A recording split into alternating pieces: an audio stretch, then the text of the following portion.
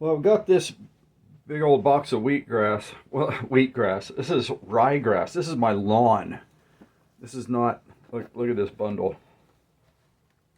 Big old double-fisted bundle of ryegrass, and I'm pretty sure I've discovered that this is like the greatest find in the universe for inexpensive healing. I don't use doctors. This is going to take a little while. Well, that's cool. If you want to, you can just hang out with me and kind of listen to me talk about wheatgrass and this ryegrass juicing my lawn. This is incredible, because some of this might be a little redundant if you've already watched my other videos. But when I was back in, I guess the '90s. No, it was around 2000. I was diagnosed with hepatitis C. And I was going through some changes in lifestyle, you might say, at the time. Well, there comes that juice. That's beautiful. Yeah, and so, they told me I went to the doctor, just a regular checkup kind of thing.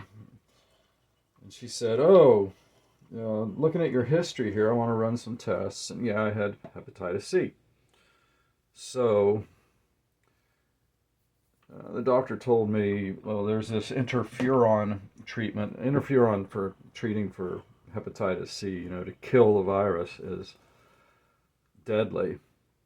It's I actually went into the next appointment following her recommendations to kind of check into getting this treatment to try to kill the virus, and it turns out it's like chemotherapy.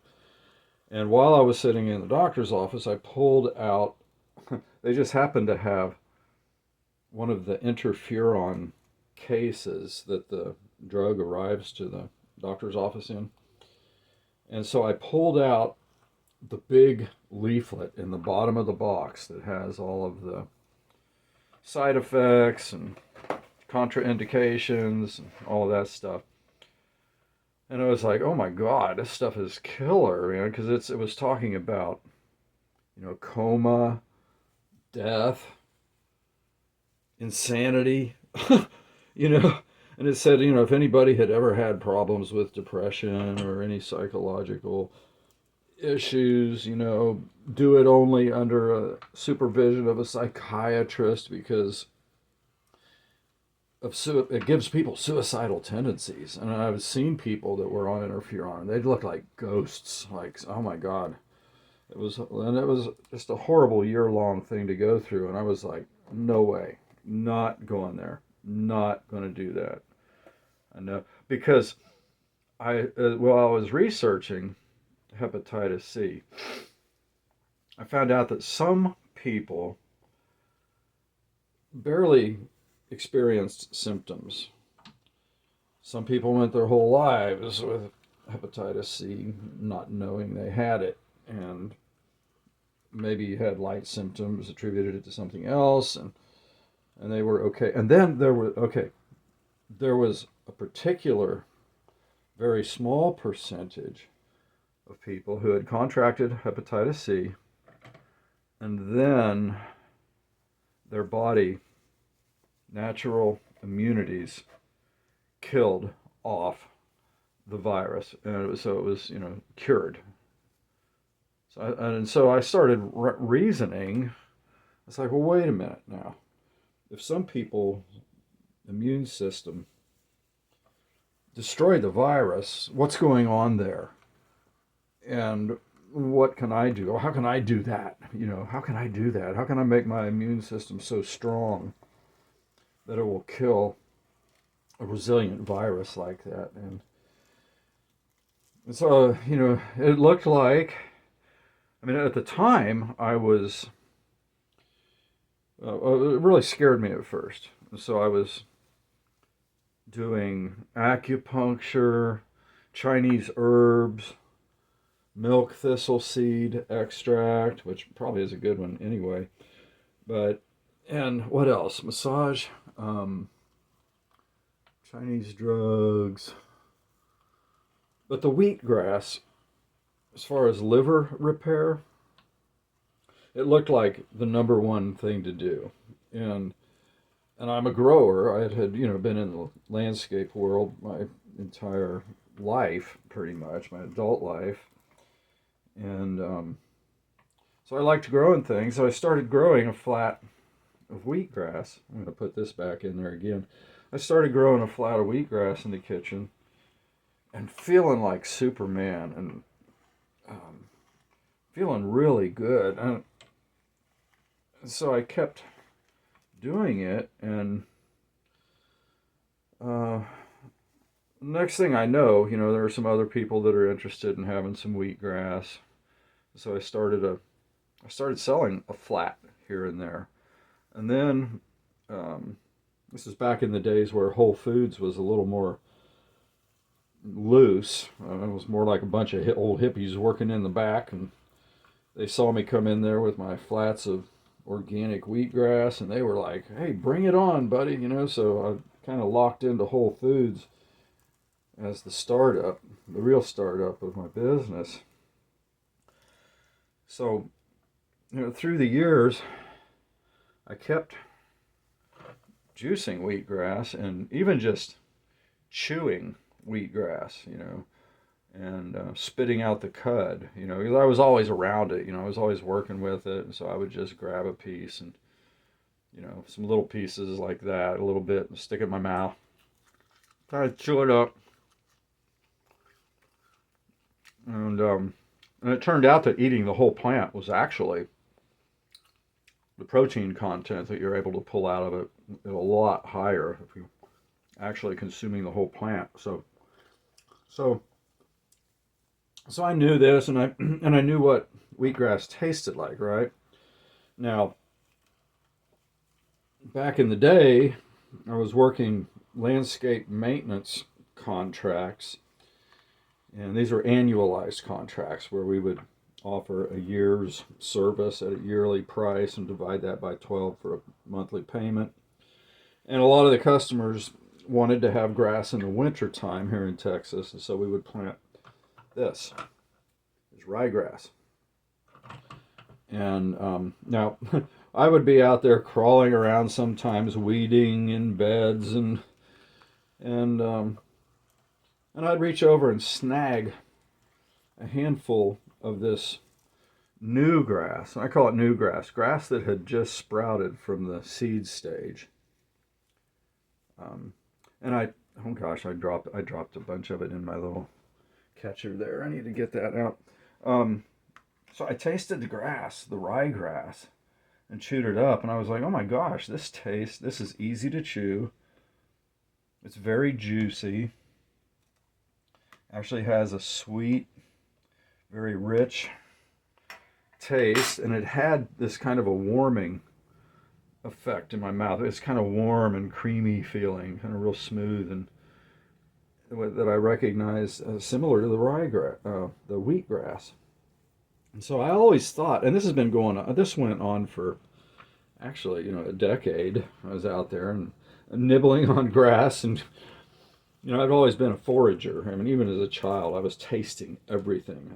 I grew up in Ohio, and I can pretty much look at a plant or a picture of a plant and remember, what that plant tastes like. And so anyway, I was eating grass on the job, eating weeds and eating grass. There were actually some other weeds, edible plants. They're not weeds, they're edible plants that were growing in the flower beds and growing in the grass. And so I'd be chewing on a lot of those different things. But I always knew that the ryegrass had that same stuff in it that the wheatgrass has, but it was just a lawn, instead of. Now, if you've ever seen wheatgrass in the health food store, they will have a small plug of wheatgrass grown for, and sometimes they'll call it cat grass or kitten grass, like for your cat. And that way they would get around any of the FDA regulations on the wheatgrass industry, which involves testing every batch for Salmonella, E. coli, and Listeria. And which is what I ended up doing when I was in the wheatgrass business. And so, so I always knew it was good stuff, but I never really thought of, using it consistently, or harvesting somebody's lawn, or planting a lawn or a part of my lawn to grow this wheatgrass in. Because that cat grass, the little boxes of cat grass, they would sell you, just a little handful like that for $7 or something crazy like that. And then I thought of the days when we would be mowing with baggers, and we would be dumping these, 15-pound, 10 and 15-pound bags of cut ryegrass and just throwing it away, or throwing it in the compost pile, or, what a resource that, people are like just raping you for money to get wheatgrass or wheatgrass juice. And here the frickin' lawn has so much of that same stuff in it. And so, a few days ago, it's silly me, I thought about it and knew about it for decades. And then a few days ago, over at my friend's house, Emily, her backyard had ryegrass that sprouts up every year. And that's a cool thing about it too. Once you do a season of ryegrass, if you live in a place where it can seed itself out at the end of the season, then the next year it's going to pop up for free in your yard. Now you can buy ryegrass seed for, oh gosh, it seemed a little expensive looking at the bags nowadays. We used to buy it from the country store kind of place in Austin, Callahan's General Store, the big old farm store, where you could get from the farm store 50-pound bags of ryegrass seed for, I think it was about $1 a pound back then, but it's a lot more now, at Home Depot anyway, because that's, I was doing some work at Home Depot in the garden department there for a while, and I couldn't believe how much they were charging for ryegrass seed. But if you consider what it costs to buy wheat berries to grow wheatgrass, now it started looking more sensible to the price of the ryegrass. Wow, just about got that box done. So what happened was, I started using it and juicing it regularly. And they say to start with like just a teaspoon, let your body get adjusted to what it is. It's so concentrated, it's almost a shock to the body until you get used to it. And but after all those years, I had that wheatgrass business for 10 years before I sold it. And the last time I went to the doctor for something, they had told me about the new drug, better than interferon, where it only lasted for like 2 weeks. You take a pill every day and maybe have a slight headache, and it didn't sound too bad, so I wanted to get that. Just, I wasn't suffering symptoms or anything, but I wanted to kill the virus. By God, I've got a communicable disease that seems like it would be wise to, take care of that, So, it's a blood-to-blood transmission. It's not like it's going to just spread around and kill everybody you're around, but it's a communicable disease. Blood to blood, and even that might be a rare instance, but still you don't want it to happen. So, so I went in and got tested again. They said the same thing, after a decade, they said the same thing that the doctors had always been saying to me, your enzymes are a little high, maybe as high as the doctors would be, if I had gone out and had a couple of beers last night. He said, whatever you're doing, keep doing it.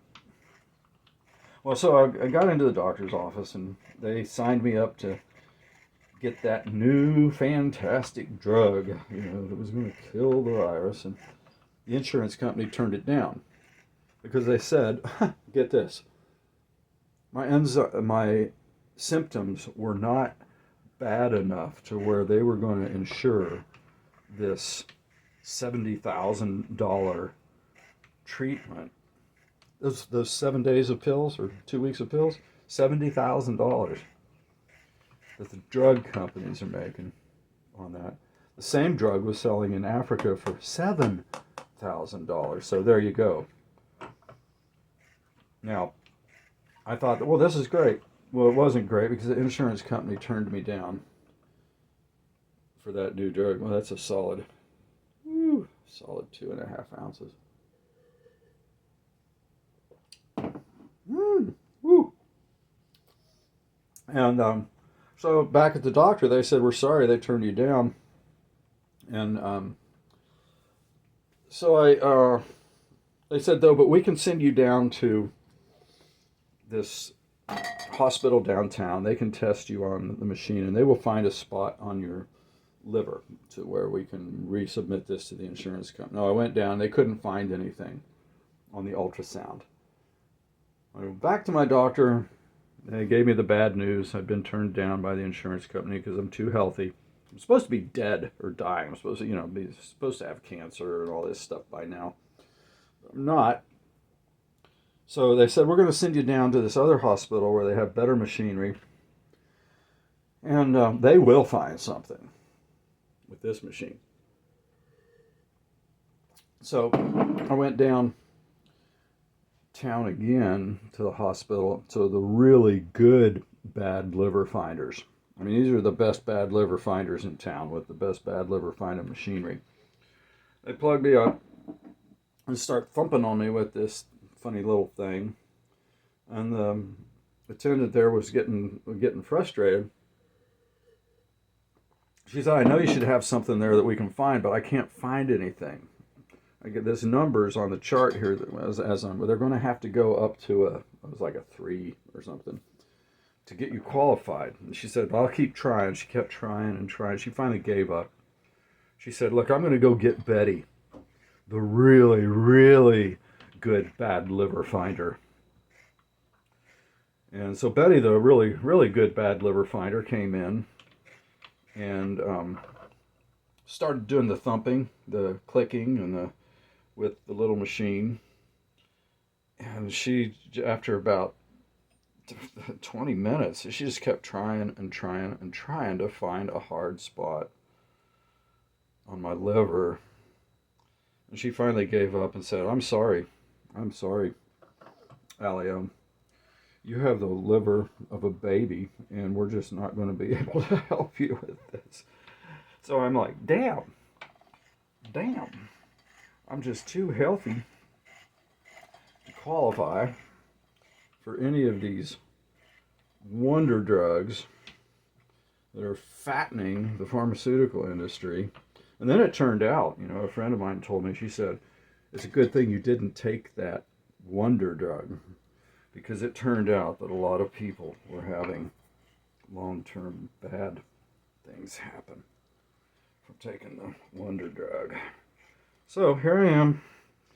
I'm 67 years old. That Hep C was discovered back in my late 30s. And I'm just really excited I didn't want to grow wheatgrass again.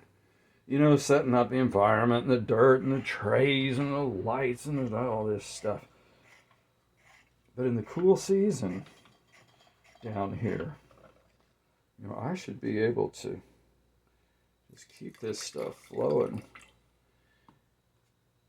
And, I can stick it in the boxes. I can stick it in a box like that, put it away in the refrigerator, juice it, at my leisure when I want to. Boy, that's beautiful. Just green, beautiful green. There's so much chlorophyll, amino acids, enzymes, minerals. no protein building stuff, and there's nothing. I mean, I swear, I've been into alternative everything my whole life, and this is the magic, and this is the stuff. I don't care what your ailment is. I mean, I would say everything but except broken bones. Being 67 and all, I've probably got, some man problems, you know what I mean? And in fact, the feeling down there was like, something's not right, here and here and down here. And it was like, this gets to be a little concerning. I mean, I know all old guys